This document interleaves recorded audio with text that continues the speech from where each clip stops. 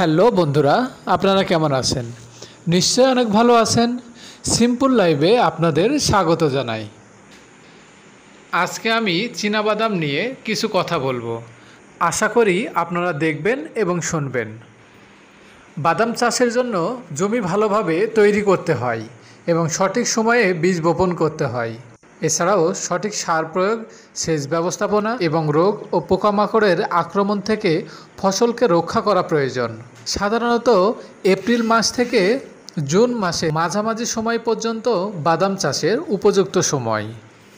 জমিতে পরিপক্ক চীনাবাদাম তোলার সময় এসেছে। সাধারণত রোপণের 120 থেকে 150 দিনের মধ্যে চীনাবাদাম সংগ্রহ করা যায়। ফসল তোলার আগে খেয়াল রাখতে হবে গাছের পাতা হলুদ হয়ে গেছে কিনা এবং বাদামের খোসা শক্ত হয়েছে কিনা।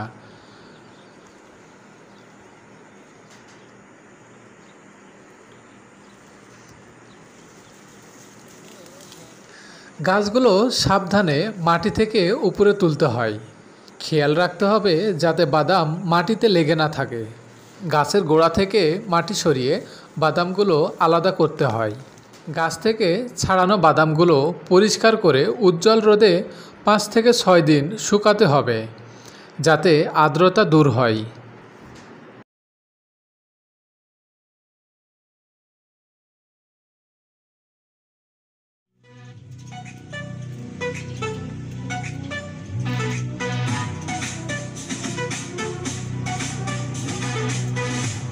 চীনাবাদাম ভাজার জন্য প্রথমে বাদামগুলো ভালো করে পরিষ্কার করে নিতে হবে।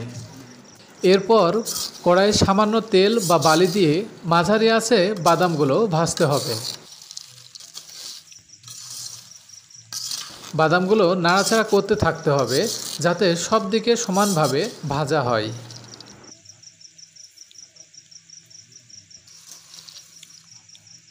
বাদামগুলো সোনালি হয়ে এলে নামিয়ে নিতে হবে এবং ঠান্ডা করে নিতে হবে। বাস, তৈরি হয়ে গেল মজাদার ভাজা চীনাবাদাম।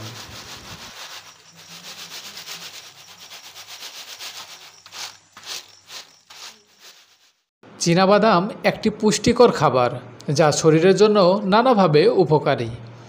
এটি হৃদরোগের ঝুঁকি কমায়, ডায়াবেটিস নিয়ন্ত্রণে সাহায্য করে এবং মস্তিষ্কের কার্যকারিতা বাড়াতে পারে। এছাড়াও এটি হজম ক্ষমতা বৃদ্ধি করে, ত্বক ও চুলের স্বাস্থ্য ভালো রাখে এবং রোগ প্রতিরোধ ক্ষমতা বাড়াতেও সহায়ক। চীনাবাদামে থাকা ভিটামিন ও খনিজ উপাদান মস্তিষ্কের কার্যকারিতা বাড়াতে সাহায্য করে। কিছু গবেষণায় দেখা গেছে চীনাবাদাম ক্যান্সারের ঝুঁকি কমাতে পারে।